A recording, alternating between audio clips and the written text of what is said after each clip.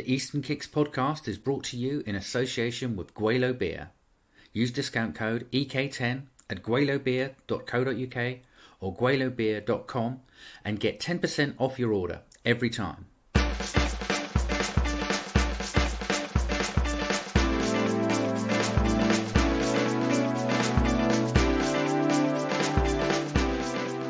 Hello and welcome to the easternKicks podcast, a regular magazine programme about East Asian film led by me, Andrew Heskins, founder and grandmaster of easternKicks.com, and James Mudge, our leading writer. Hey-o. Each episode we'll be taking a look at the latest films, news and festivals, often chatting to filmmakers and stars along the way.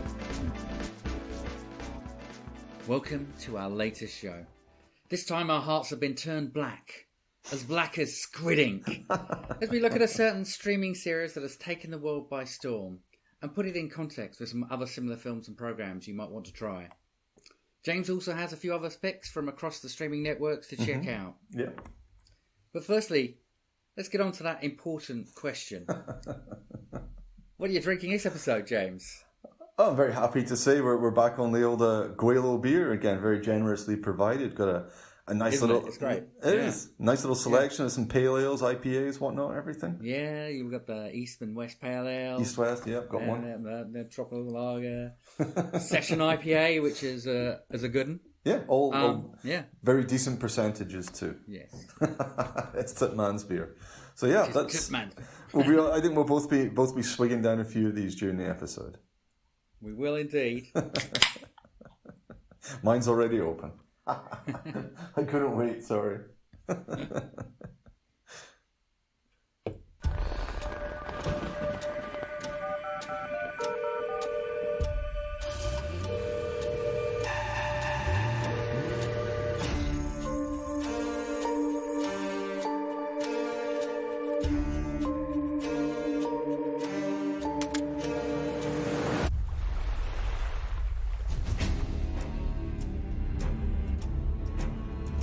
지금 이 자리에 계신 여러분들은 모두 감당할 수 없는 빚을 지고 삶의 벼랑 끝에 서 계신 분들입니다. 게임에 참가를 원하지 않는 분은 지금 말씀해 주시길 바랍니다.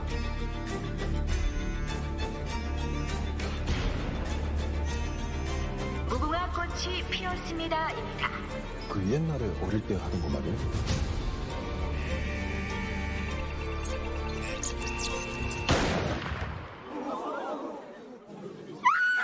So on to the main attraction.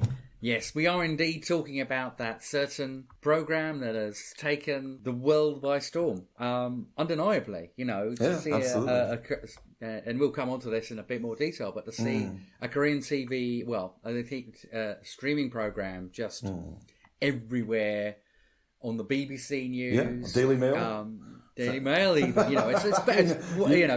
Something's landed we there. expect it to be on the Guardian, but even then, it's turned into when they did The Wire, and then they did The Wire again, and then every news story would be about The Wire. Now we've got the Squid Game.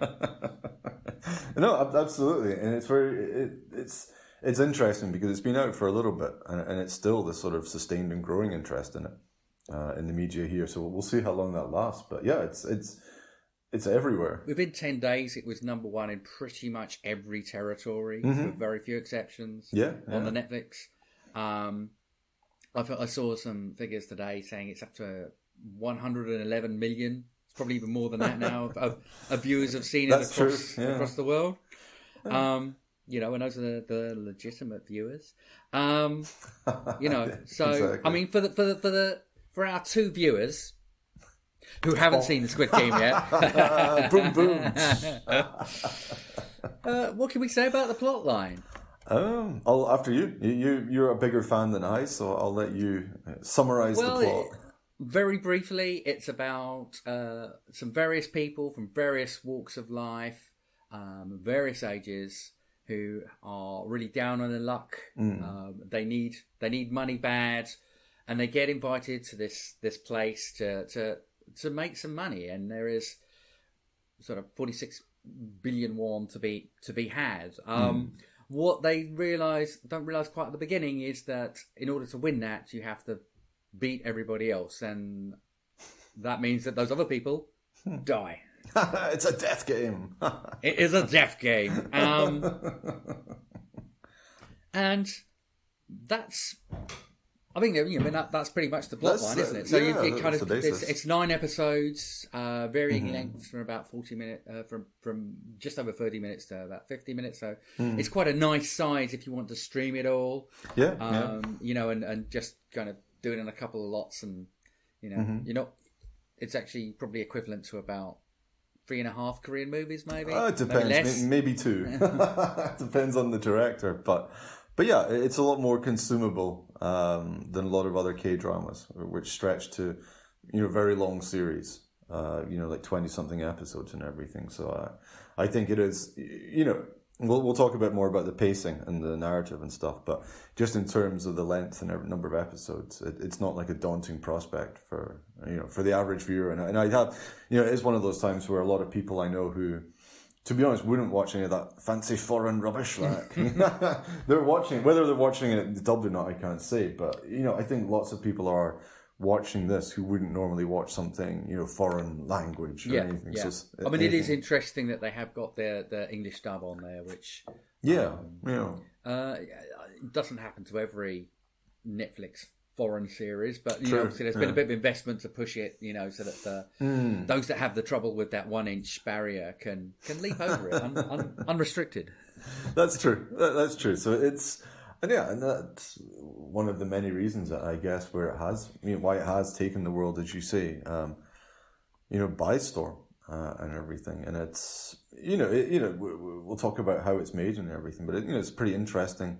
Director, for fans of Korean cinema, who's behind it, writer-director rather than Hwang Dong-hyuk, who it's a little bugbear, I guess, reading about it in the media and stuff, because he's had a pretty long and very interesting career. He did a lot of award-winning shorts, and not exactly prolific, but some of the films many Korean directors aren't for whatever reason, but he's some real kind of standout stuff. So let's start with that. Going for that, because they're all very different genres and very different, very very different topics as well. But the real initial breakout for him was Silence. Yes, aka The Crucible. The Crucible, very hard hitting. Film about institutionalized child abuse in Korea, like schools for the deaf, I believe, and it's a very, very powerful film, and you don't see too many films in Korea which take these kind of subjects head on and stuff. So it was a pretty bold, true stories are quite move. Common, but something that's not this kind, not this kind of thing. Which, because we get a lot of stuff which has social criticism or shines a light on margins of society, but even then that was more after this as well. I mean, I think it was also really kind of kicks off a lot of that side of things, because it was successful, but also from what I've read, really did get people talking about it, and even kind of maybe not super directly, but actually did change some of changing some of the laws, because it was such a conversational piece within Korean society that something like this happened. Yeah, for sure. Yeah, so that was a very sort of bold film, and then Miss Granny coming up, which is. Strangely, it's been hugely influential, remade in so many other territories, so many hugely popular, even hugely popular, particularly in Asia. But there was kind of often mooted going to be a Hollywood version of it as well, which still doesn't seem to have turned up. But it is a creation of a franchise. It was actually really quite successful at the box office. Yeah. But completely, I mean, he could not have done anything in it more different, really. That's true. And then changed gears completely again for The Fortress.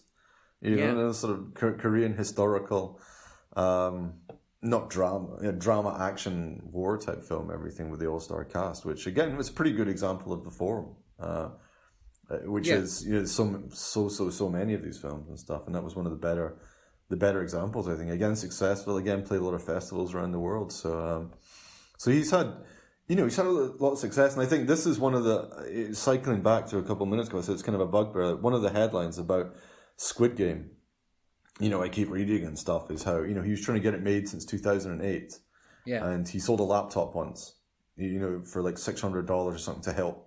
I don't know what he was using it to buy, but he was selling a laptop. But if you don't know anything about Korean cinema and you just see some of these, if you read a BBC article about Squid Game, it'll just throw that in, saying, he faced failure for 12 years. But not really. He was making all these other films at the same time. So which is completely fine, but it's not. I think it's part of the story, I guess. It kind of speaks volumes about yes, that this has been picked up by the media, but they're outside of people like us who actually know something about the topic. Exactly, and to be fair, there's not in a BBC article or just a general social media post. There's not much value for the average person in getting into all these other films and all the other work and all the other stuff he's done. But it's just slightly disingenuous, making it sound like he was starving and he so much he had to sell his laptop. If he sold his laptop, how did he write the script or do anything? It doesn't even make fucking sense. But maybe I don't know. Maybe it was an old laptop. Maybe it was one he stole off somebody and had to sell on. I don't know, man. But either way, it's still interesting, I guess, that it was in development for that long.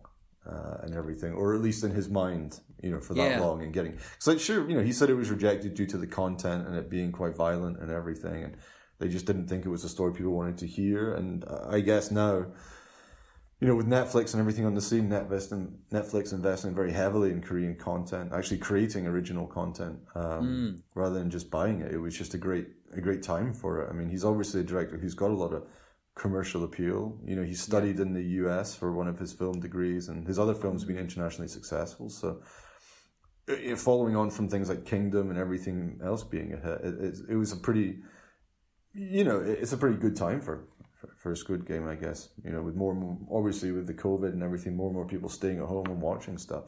Netflix being hungrier. I mean, everything kind of comes together, and there's still like a great craziness for the whole K wave of everything, whether it's the K-pop and the sissy boys, the sissy men, as Xi Jinping would call them, K-drama. But everything in Korea is it's still, as Zoolander would say, still hot, so hot right now, and everything. Getting Korean words added to the dictionary and everything, and it's just a kind of a perfect time for something like Squid Game, I guess. It is, and I mean, as much as we love Korean cinema, particularly. I mean, you could argue that that's kind of the least influential part of it. I mean, it was great, that Parasite won the Oscar, but that's it. In some ways, it's more a reflection of how omnipresent things like, particularly K-pop is. It's no longer, something that people listen to even in throughout Asia. It is chart hits that are chart hits everywhere in the US and the UK and absolutely, appearing on all the these American chat shows and late night shows and everything, headlining concerts. So it's everywhere now, and it's as you say, it's so far out of that kind of more niche type thing. Because Korean culture did have kind of a big push, around about the old boy type time and everything like that. But that was a lot more just film focused. So it kind of it's a wave that built up internationally and kind of went back down again. But this is across so many different aspects of culture, which is, even though the K-drama and the sissy men and stuff is not my kind of thing and everything, it's always interesting to see mainstream culture kind of embracing, something else like that. And it'll be interesting to see how long that continues, if we'll get another big hit like Squid Game, if we'll get another Train to Busan type hit. I mean, Train to Busan Peninsula obviously wasn't that massive hit, but it'd be interesting to see where all this, how long this lasts, where it goes. But it might just be like the 80s with the sort of brief fascination everyone had with Australia following Crocodile Dundee. I don't know, man. But it's Korea is very much on trend and everything. And I think one thing I said to you before, I think for me, even just looking at the visuals of Squid Game, the story and everything, so much of it kind of ticks these boxes which Japan used to have. The sort of colourful, slightly seen as being slightly wacky or unpredictable, exotic, not necessarily decipherable to Western viewers, but something they can still be entertained by and embrace. And I think Squid Game does sort of amp that up, especially in the colours and the set design and everything like that. Yeah. I think it must work on different levels for Korean audiences and Western audiences, not least for the subtitles, which we'll we'll get to. But even just in the use of all these Korean childhood games and stuff, which come with must have such a different level like nostalgia and everything, and the foods and the playground and everything. Whereas and some of them that we know, like the first game, which is the red statues, red light, green light, which is the American name for it anywhere. Because actually it's the Korean, right? Different has a different name for it. But that's the thing. Everybody all over the world plays that game, and I think it's just like that sort of kooky craziness. And everything which Japan had, and still has to a degree, but not so much. Korea seems to have kind of taken that over as being the sort of cool Asian country and stuff like that. And especially because this is, one of these series like Kingdom as well, which is very easy to digest, as we've said. Yeah. So there's not really a massive excuse. And in this day and age, if something is on Netflix or whatever, then you can just access it. Everyone has Netflix now. After old COVID and stuff like that, everyone's been watching more and more stuff at home inside. So it's, and there is some irony to the whole, the fact that it, like you say, it's picking up on the sort of the Japanese quirkiness, and we'll come on to that later. But also, it does flood into the kind of production values of this. I think we've talked about it before, and it is kind of. You've said, it's the Netflix effect, but these sets are created. You've got the very Escher-esque, staircase with all the very bright childhood colours. You've got, the big doll that's playing the red light, green light. You've got all this stuff that's has been really, really well considered and built. This whole world has kind of been built out. And we've got these masks that we'll end up coming back to, but but with the PlayStation symbols. Indeed. It is a world. That maybe doesn't make complete sense, but it has been really fully visualized. It has. And it has a very sort of commercially designed, in a good way, sort of visual landscape to it and everything. Distinctive. There's nothing, we have there's a lot of Korean cultural elements to it, obviously, but visually and everything, there's nothing which is, you can say it's kind of wacky for people and everything, but there's nothing in there which is going to be completely alien to them. I mean, the whole death game concept, is what we'll get into, is being covered by so many different cultures, but, and at the same time, though, maybe some of the things which I didn't like about it so much, and I'm going to say straight away, the crying, which just bugged the piss out of me completely. Just so many episodes just have 10 minutes at the end of it of people crying, and it's a death game. It was a death game from episode 1, but the main guy, and we're not going to go into too much spoilers. I mean, most people have seen it anyway, but the main character, every episode, he's just crying, begging the guards, saying like, "Please, sir, don't kill this guy," or "Please, sir, just let them live," or "Please, sir, we have an injured person here. Please come and help them." And he just, after 1 or 2 episodes, it's incredibly tedious to me that this guy is still so incredibly thick that he just seems to think that every time he can just cry. And he'll just cry, and he'll just cry again. And maybe one of these guards with their PlayStation mask will just stop everything and go, you're right, mate, you're right. It's a death game. You're right, we're doing you're right, but we'll come in, you're right, we'll come in and save this person. Why not? Or, you're right, I'm going to apply a bandage to this person's neck because it makes so much sense to save them. And he's such an idiot. And so many of the characters, as a result, get these really long death speeches.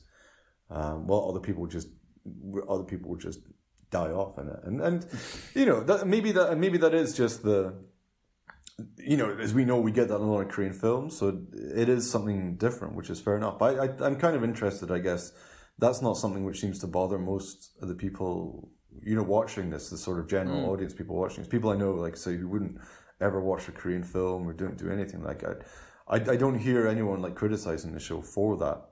And it does, with my distaste for it, out of this, put to one side, it does happen pretty much every episode, to be fair, all the way through to the last episode. It's just crying. That's right.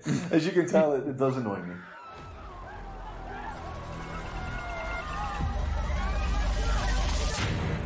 사람을 그렇게 죽여놓고 6개의 게임을 모두 이긴 분들께는 저에게 상금이 지급됩니다.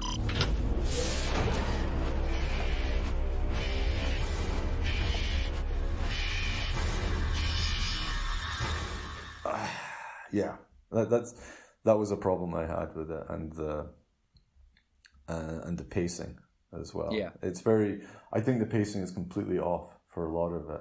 I mean, a lot of time we're partly because we're in this sort of Netflix binge watching world now and everything. So this idea of having a sudden cliffhanger to make you stay on to watch something next week isn't really so relevant anymore. But the way this thing handles cliffhangers is incredibly clumsy and artificial to me. And it's not a spoiler, but even if you think of the tug of war episode, it just stops in the middle of the tug of war. And then the next episode has 2 minutes from the end of the tug of war, and then it moves on to something else. And it keeps doing that. And it just doesn't, they're not even like natural cuts in the middle of it. And it just doesn't, I don't know, that level of it just doesn't make any sense. I do agree with you. I mean, it is just a flowing narrative rather than it, having more of a finesse about its pacing. Whereas I think we have got used to all sorts of series, like the aforementioned Wire or Game of Thrones or Haunting of Hill House. Exactly. But these are where you might get an episode that is effectively standalone. But it actually interweaves with the narrative from the entire series. Exactly. That sort of thing. This doesn't have that kind of finesse. It is a very linear narrative. Going all the way through. Absolutely, and those other things shows which you mentioned. We're kind of used to what you would call, I guess, just like a narrative cliffhanger, which is part, as you say, like interwoven into the rest of the story. So you build a story within the episode to an end within that episode, but at the same time, then you sow the seeds for the next episode and build the bigger picture. Where this doesn't do that. It's an A to B to C to D to E, but it kind of stops at A and 3/4. And then it kind of overlaps into the next one, and it just, I don't know, it just made some parts of it feel pretty pointless to me. If you could have just put the whole thing back to like 6 episodes, and got rid of that side of it. To be honest, especially with the one episode being half an hour pointlessly. But and also, I mean, that. Some of the big reveals, some of the way the plot line goes, it is quite obvious. And absolutely. And in particular, the way that they pull off one of the reveals is not by the actual story, which you will already have guessed, but by who's playing that story. Whoa, that's the shock value. And if you're not a follower of of Korean film, he is easily one of the biggest stars, but you might not know who he is, and so a lot of Western audiences began exactly. Okay, great. And now what and everything, but with being cynical about it, I mean, it's what Kingdom kind of did at the end of season 2 with old Jana Jun just appearing as Ashin, but it seems to be something which does happen in series, but in this case, there's a few sort of celebrity-ish cameos in there, and it's because there are people who'd worked with the director before. You can just, maybe that was, actually not maybe, probably that's what got it over the line in terms of getting it made, which is kind of fair enough, but they stick out quite a lot. And so you suddenly have some of the, a few of the biggest actors in Korean film and TV turning up very briefly. And at the same time, then you have, another thing which annoys me is, it's not a spoiler to say there's some Western actors in it, and they're absolutely awful. I mean, they're like Liam Neeson, Operation Chromite awful. And it's, it's just, you spend this much money on it. You have, Netflix, an international platform involved. You have a huge level of Korean acting talent involved, and you just drag some dudes off the street. Or some I don't know, some extras. I mean, you don't need to hire, Matt Damon or someone like that. But, you should get somebody who's it is weird that we're still kind of harking back to the sort of old school Hong Kong, exactly, where they would literally have dragged them in off the street. We need we need a Guelo to be on this. So can you do you mind coming in and all right? What's my lines? Don't worry about it. We're going to dub you anyway, mate. I know you only have to say one thing: "Damn you, Chinese pigs!" and then you're going to get thrown through a window and everyone will cheer. Which is fine. But you're absolutely right. It's not progressed beyond that level, and it's that, and that is weird. That is I mean, I don't mind that as much because they're those characters are utterly repugnant. So I think getting people who are not very good actors and make you angry, furious just for that reason, it's quite good. It does kind of work. It's an interesting way of looking at it, man. So if you're playing somebody who's unpleasant and nasty, it's okay to have a really crappy act. That's what I'm saying. Fair enough. If that's a hill you're choosing to die on, that's all right, man. But no, it's very I found that really, really distracting, actually. And by the time it built towards the end of Squid Game, I have to admit I was just glad for it to finish. Which is really hard because there was no chance I wouldn't make it all the way through because it is. It is still like very watchable and it's not bad. I'm not at all saying it's bad. It's similar to my take on Parasite. Like it's not that I dislike it and everything. And again with this, like I caught it fairly early on, but there's still been enough hype about how good it was before I saw it. So if I had seen it completely cold, I don't know. But these things which really annoyed me about it. We always do risk being the hipster who exactly. I know, man. The grumpy hipster bastards who are sitting here. We're only drinking Asian beer. And we're complaining. I would have liked it if it was cool. 10 years ago. I know what you mean, but and so I do like it, but it's a podcast. It's our podcast, and I'm going to rant a bit about it, but that's okay. But we should mention as well, actually, just kind of tie in that there is an actual direct Parasite connection because the music is by the same guy, I didn't know that. Okay. Jung Jae-il. Okay, so and I think he's got some quirky numbers in there, just kind of slightly off-putting, kind of slightly childlike things. So, I mean, that's quite interesting. And, I do think that this does pick up on a bit of the sort of the lower working class kind of Parasite thing as well. Whether deliberately or not, I'm not sure. But, you've got that kind of seeping in here. You do a bit, but not. No, I mean, not to the. I didn't think that worked in Parasite that well either. But I think that kind of brings us on to another slightly interesting part of it, I guess. Another big story which has been going around about it, and something which I didn't really find annoyed me was this subtitle issue, which has been getting so much spring about the English subtitles being so, getting so many instant grammars and TikTokers and general sort of nerds and that like really up in arms about it and stuff, and I think. Some of the stuff which it's confusing anyway because it seems to be some confusion as well whether or not it's the subtitles in question are the English subtitles or if they're the subtitles which are the English subtitles for the English dub version. So I'm not sure if that's the case, but people have exhaustively gone through them, which that must have been fun. Well done for you. Going through and finding all these lines, like people saying, like, I think it's kind of like the sort of crazy older woman character seems to have a lot of changes, like saying, "Go away," she says to somebody instead of "Get out of my face," or she says something like, "I'm not a genius," but even I figured it out, and instead it says like, "I'm really really smart. I just never got to go to university," or something.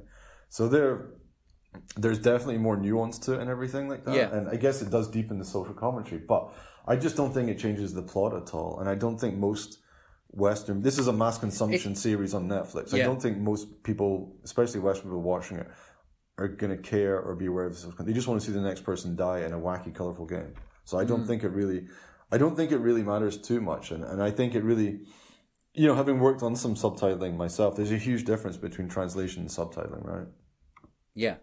I mean, this is the thing, is that there's a certain amount of characters that you can have on screen and expect someone to be able to read. Yeah. There might be nuances that are very, very cultural, and then, you have to make a decision on how you're going to translate that. And one thing that is quite interesting when people have talked about that is definitely on the subtitles, there are a few terms and things that are actually very Korean, and they've left them in there and they haven't changed them.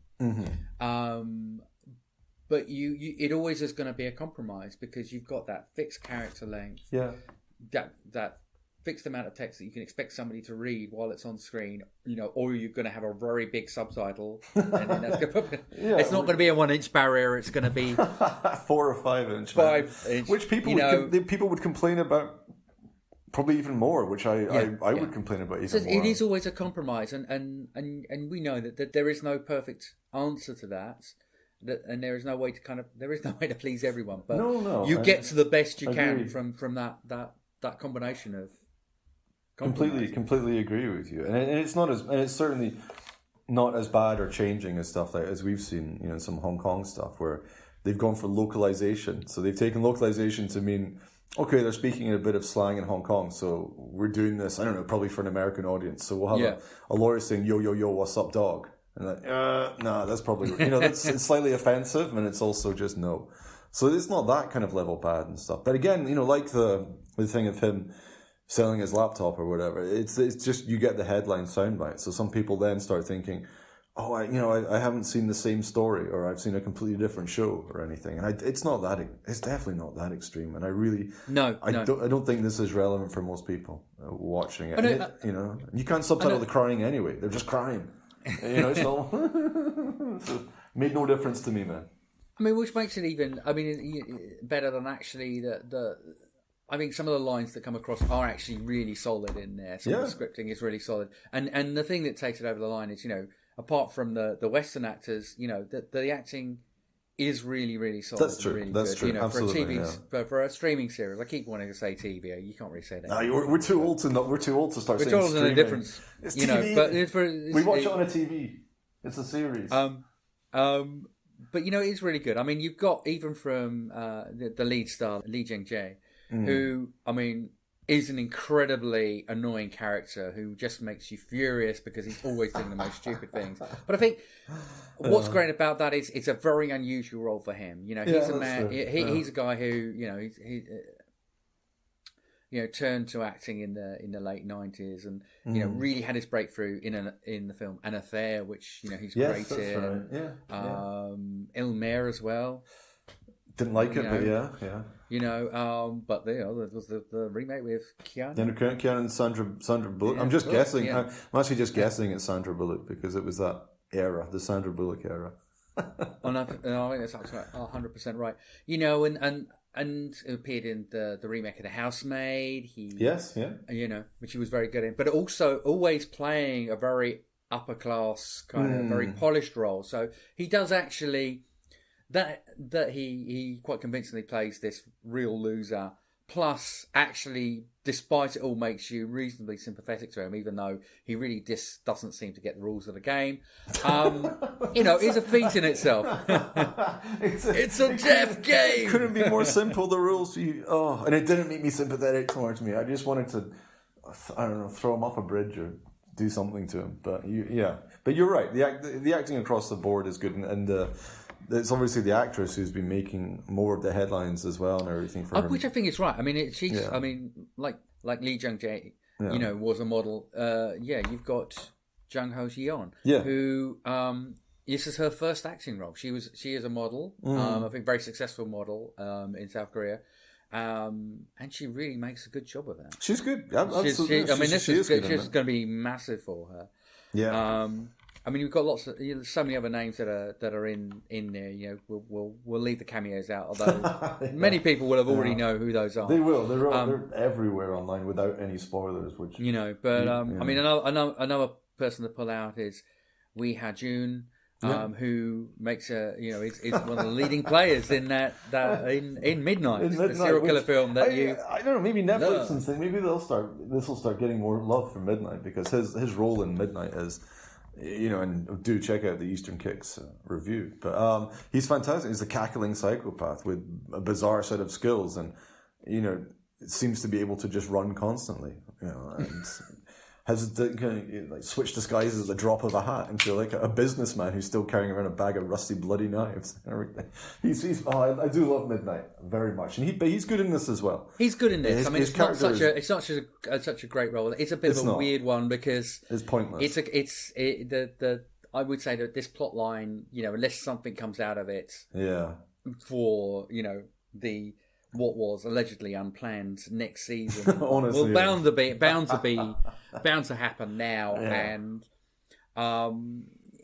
it doesn't go anywhere, but it does provide. It's a bit of a cheat, really, because it doesn't actually go anywhere, like a few parts of the plot line as well. Like the body part selling. The organ. I was going to mention that as well. The organ smuggling, which just turns up in so many Korean films, and it's maybe because he wrote it back in 2008, which when that was all the rage and stuff, so he just decided to keep it in there. Yeah, why not? But it provides some sort of narrative, and also kind of a bit of a red herring, really. But for the police, it does provide some narrative explanation, or that we wouldn't get otherwise. But without being too much of a spoiler, it doesn't really massively go. No, absolutely no. It just, as you say, it just provides you like a bit of exposition about some parts of the nature of the game and stuff. It's a bit.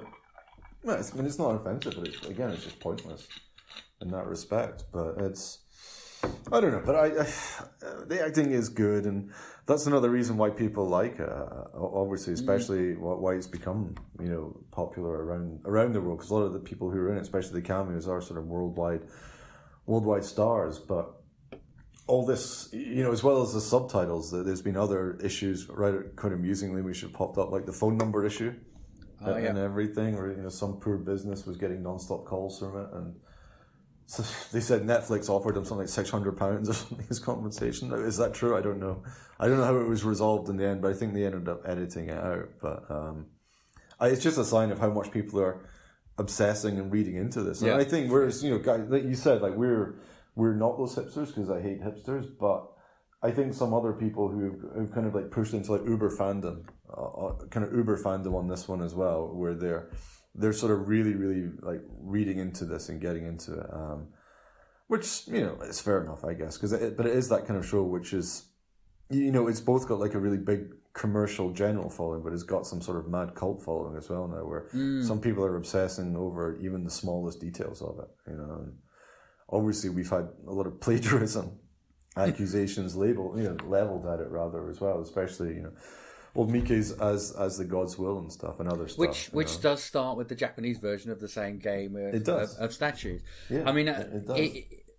and I mean for me that one does carry on Mickey's ongoing goal to make films where he kills hundreds and hundreds of high school students. It does seem to be a bit of a thing for him. He's Crow Zero and.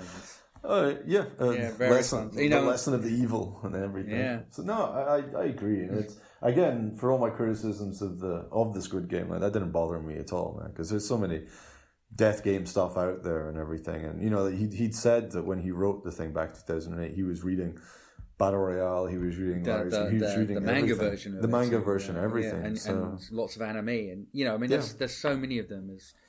Let's kind of go into those now, but there's so many of those films that have that same kind of the same concepts of death games. And, absolutely. It doesn't in doesn't bother me at all. That aspect of it, like the lack of originality, and there is nothing new in there at all. It is everything has been, even if you don't watch Korean stuff, most people will have seen something which is similar to this before. I mean, it's So you've got those things like Gaiju, the ultimate gambler, which was remade as Animal Kingdom with Michael Douglas. Terrible film, but you've got to a certain extent you've got Gantz. You've got things like Liar's Game. You've got the Insight Mill, aka Death Game, aka 7 Day Death Game. By good old Hideo Nakata. Not so good old Hideo Nakata, but well, we criticize him so many times on this podcast. We do. He's done some really terrible stuff. It's deserved. And that one is more Agatha Christie, but in that sense, you can go back to some of the source material, like. In the West as well, like The Most Dangerous Game by Richard Connell, and one that I've kind of remember seeing the Hitchcock did it as part of his TV series. I remember seeing that on Channel 4 back in the day, but a thing called The Man from the South, which isn't sort of lives at stake but fingers at stake, and originally of a story from Roald Dahl. Okay. But you've got this. It's there. It's something that we all kind of key into. Absolutely. And I was kind of more. I was actually kind of a bit more. I'm not going to say annoyed, but what I did notice was the kind of the way that they got the masks and fine. You've got the PlayStation symbols on them, but to me it was kind of very 20th Century Boys. The mask for sure. And that, for sure. And that was, in some ways, that was kind of more of a thing for me than all these various films that do very very similar ideas. But even then, though, it's it's a Netflix commercial series. I mean, it's not if you're watching it, you're not necessarily watching this for complete originality and creativity. You're watching it for something which is kind of like a well-made, slick bit of entertainment. You can watch either over a bunch of nights or like 1 or 2 binge nights if you're drinking a lot. With some calamari. With some, yes. So that didn't really bother me too much, that plagiarism stuff at all. And again, it probably just comes back to this, because it's so huge now. Every part of it's under such scrutiny. Yeah, and again, that just comes back to this, which is pretty incredible for. It is, and I'm glad for all my criticisms of it. Same as with Parasite, I think it's great. The more. For us, we focus kind of on Asian cinema, like anything like this, or TV, which is this kind of massive breakthrough hit. It's got to be, it's good, and hopefully it'll have some kind of lasting, interest for people in the future, where they'll be more likely to then check out.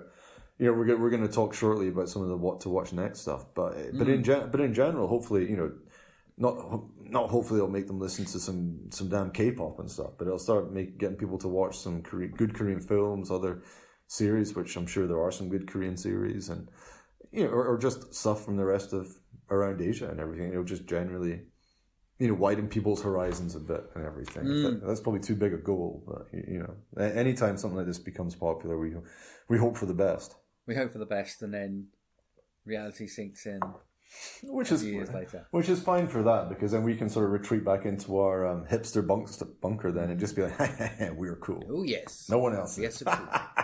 I don't think people who drink as much as we do could ever be considered cool or hipster. So that's true. So if you haven't discovered it yet, to varying degrees, I think we can agree that you should check out Squid Game. Absolutely. It's on Netflix. I still advise watching it and everything for all my grumpy grumbling about it and everything. It's still definitely worth checking out. And it's hard. It's just, we may as well just give up and not. If something's this popular and everyone's talking about it, there's no point in pretending you're not going to watch it. If you've even got a vague interest. Because you get the social pressure. Have you watched it? Have you watched it? Just watch it, so you can just say yes, and then leave the conversation. Exactly. Or even better, then you can say yes, and like me, you can complain about it, and then you can feel superior. Slightly, not very superior, to be honest, but a little bit. It's on Netflix now. Yeah, it is. 바짝 보고 계세요. 제일 센 중에부터 크게 살 길이. 애들 게임 규칙 단순해. 내가 무조건 이기게 해줄 테니까. 무슨 수로? 무슨 수를 써서도. 이러면 안 되는 거잖아. 우리끼리 이렇게 죽으면 안 되는 거잖아. 게임을 거부하는 참가자는 탈락 후 처리된다.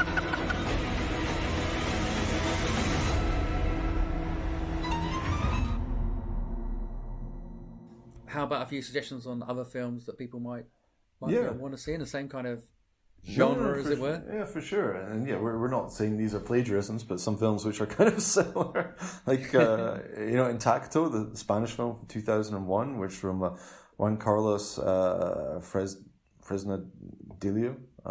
Apologies if he's listening, I mispronounced, but he's a fellow who went on. Of course, he's listening. He must be. Pretty much all the world is listening. He did 28 Weeks Later. It's probably the one most people listening would have heard of, but it does have quite a lot in common with Squid Game. It's kind of a bunch of people who are economically down in their luck, and there's kind of an underground game which is based just around luck. So, you'll have one that I think is the first game, or it's the one which is on the poster, which is lots of people with like a blindfold on. They have to run as fast as they can through a forest.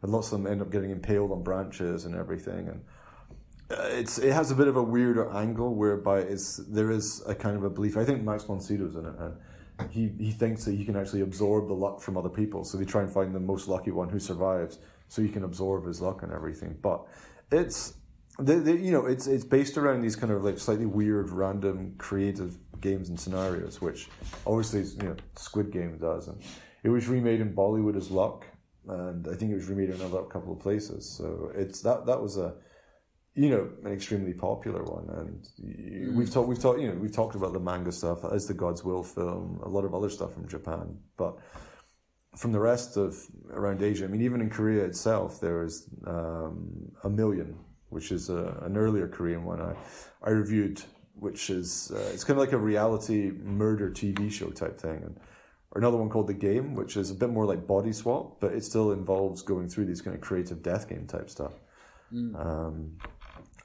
We had Death Bell 1 and 2. Is that stretching it? I mean, they were still kind of, they're not games where people enter by choice, but they're still into game. They have to compete in these games in sort of exam style to survive. So it's still a death game. We had Death Tube 1 and 2, which are not very good, but which are actually pretty similar as well. Red Room, 1 and 2 from Japan. Classics. I would say I prefer Red Room to Squid Game. Just for anyone who wants to watch Red Room, then it's basically a bunch of people playing a card game, king game. But like Squid Game, they choose to be there because they can win like a lot of money.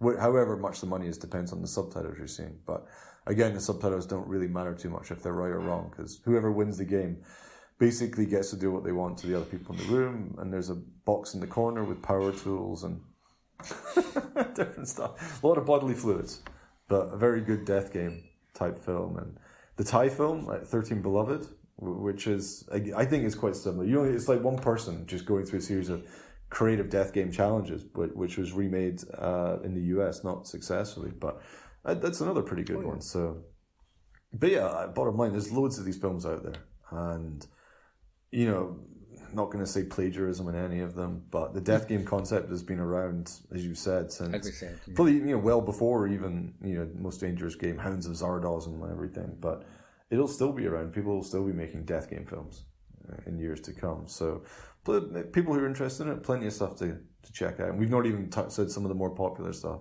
like the Battle Royale films. Not Battle Royale 2, but the first one at least. Yeah, definitely leave that out.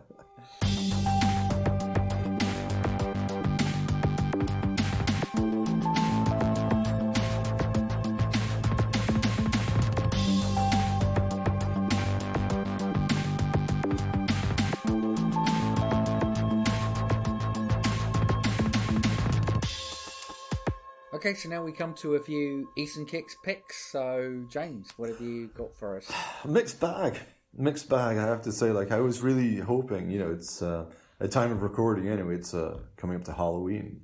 So we'd have expected October to be maybe a bit more stuff coming, but the pickings are a bit slim, I'm sad to say. But Shudder, we got some good stuff on Shudder at least. We've got like VHS 94, which is, it's got old Timo from the Mo Brothers who...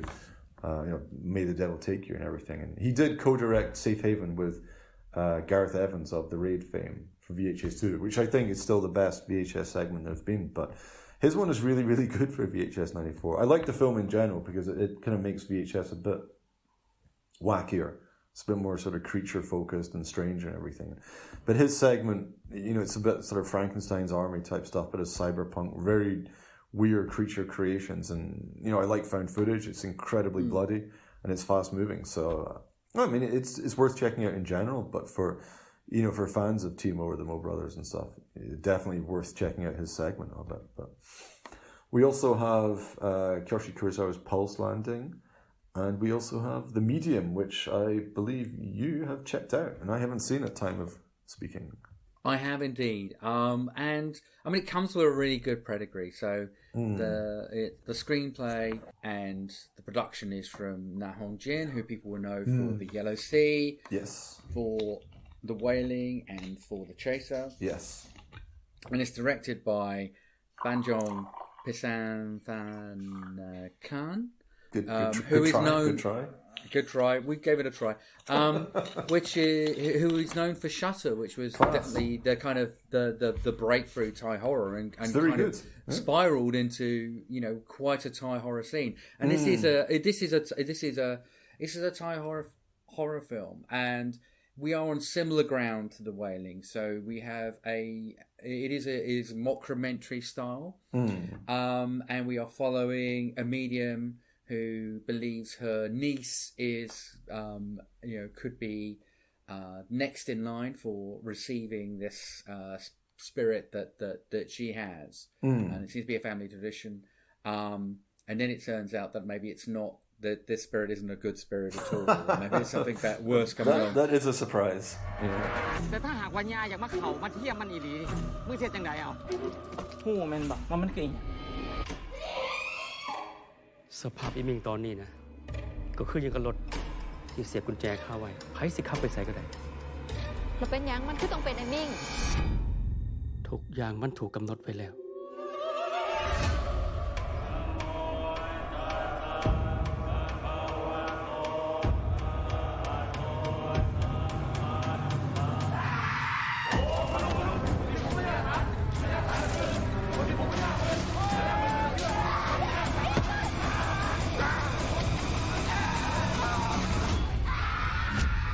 มึงเป็นไผ No surprise. And I think, you know, I mean, the in terms of narrative, it is very straightforward. It's not the battiness of the wailing, which is just something else completely, you know, that you can't predict where it's going to go. This is very straightforward. Okay. And for 2/3 of it, it's actually reasonably well done. Very slow burn. Very kind of convincing in a sort of, you know, in a very kind of posh mockumentary documentary. Posh documentary. Posh found footage. You know, but I mean, a new subgenre.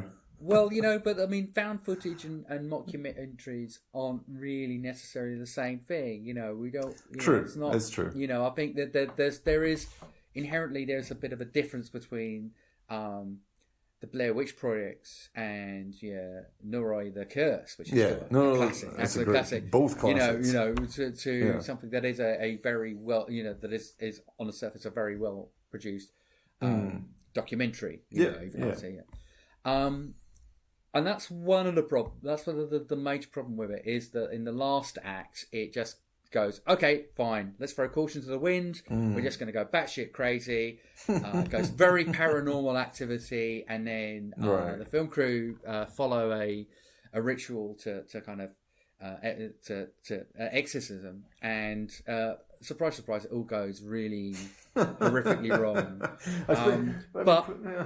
But it you know, and also, I mean, I don't want to say that this has got anything to do with the Korean production of this, but this part goes on forever. Oh, no. It really, really just goes on, and you know what's going to happen. Yeah. So,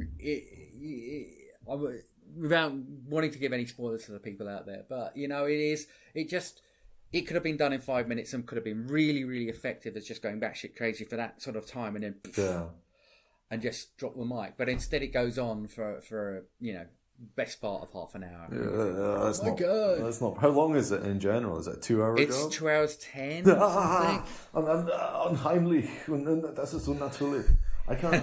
Sorry, I had to slip into German. I was so shocked. You know, and I think in terms of, you know, if you want to go for mockumentaries, that's nuts, man. And you've got something that actually has some better lines about what members of the film crew are expendable.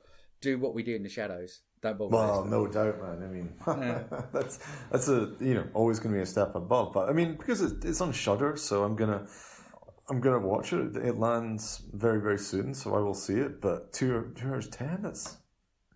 It's already 2 big black marks against it, if I'm being honest. But at least it's coming, and it's nice that Shudder's picking that up and stuff. So that's cool. But I mean, I see not much else. Netflix. I mean, Hellbound is coming mid-November from, you know, we're old pal from, you know, Train to Busan, but so we'll catch up on that in the future. And Chinkaiga's Monk comes down the mountain.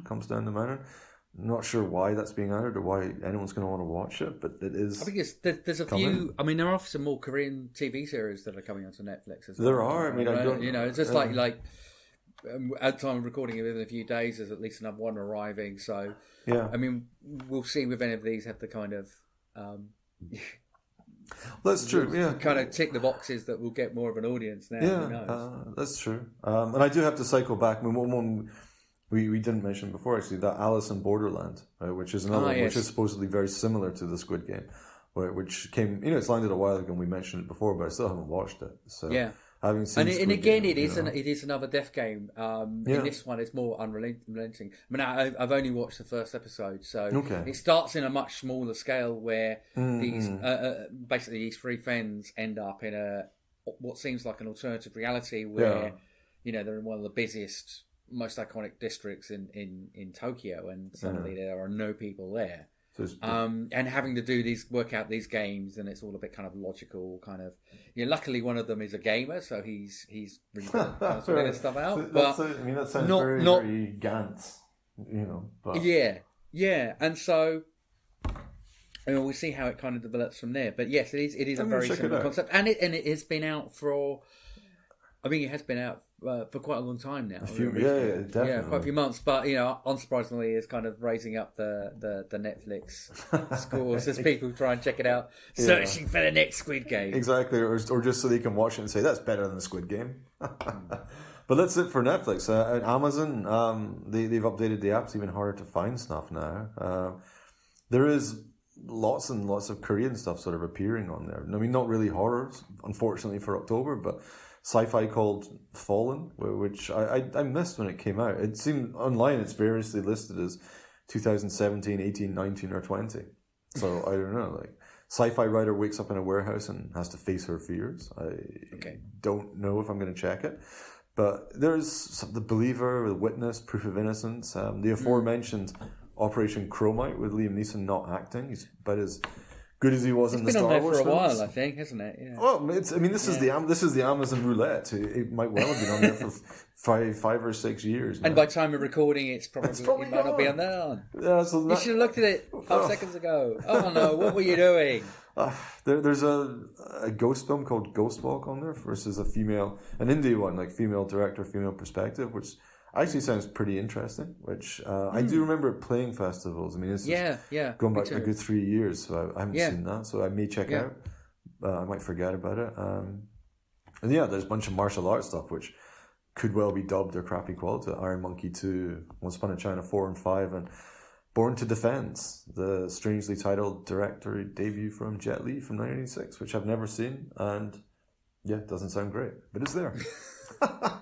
That's all I've got. It's not a great month. Yeah, it's it, man. So sadly, not really any horror, but maybe with Squid Game so big and everything, we'll see more Asian stuff arriving over the next few months, and Christmas coming. Don't know what link that might have to it, but well, I don't know, man. Maybe we'll just see more of that. That's all I have for you, man.